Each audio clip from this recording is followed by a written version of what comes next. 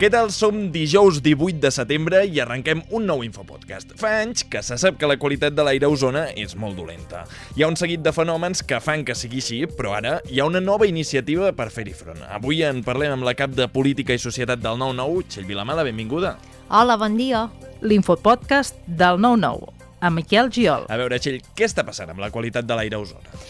No ens cansarem de dir-ho, ja ho hem explicat. Som la comarca més contaminada de Catalunya i el diagnòstic el sabem i el repetim, però no hi ha manera que passem a l'acció. Ara el Consell d'Alcaldes i Alcaldesses acaba d'aprovar un pla fins al 2030 amb 34 mesures que han de servir per millorar la qualitat de l'aire a la plana de Vic. Quin és el diagnòstic actualment d'aquest aire? L'orografia de la plana fa que l'aire quedi atrapat, és allò que no ventilem, no és com quan obrim les finestres de casa i passa corrent d'aire i ventila. Aquí s'acumula la contaminació que ve de Barcelona, del trànsit, dels creuers, però també la contaminació pròpia de les nostres indústries, de les calefaccions velles o de l'amoníac del sector ramader. Què proposa ara aquest pla? En mobilitat, per exemple, doncs hi ha la proposta de Calaix, que és millorar el transport públic. Aquí encara funcionem amb una estructura dels anys 80, crear carrils segurs per desplaçar-nos en bicicleta i a peu, i també es planteja limitar el trànsit de camions a la C-17 i a la C-25 en episodis de pics d'ozó.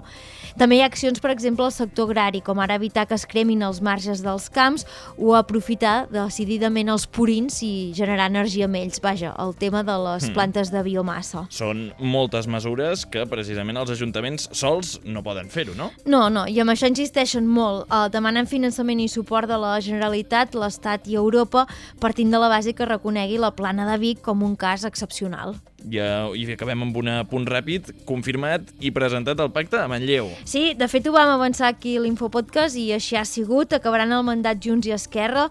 12 dels 21 regidors es presenten com un bloc fort per reclamar a la Generalitat l'Institut Escola del Ter o el Nou CAP, o per impulsar projectes estratègics com l'Illa de Coneixement.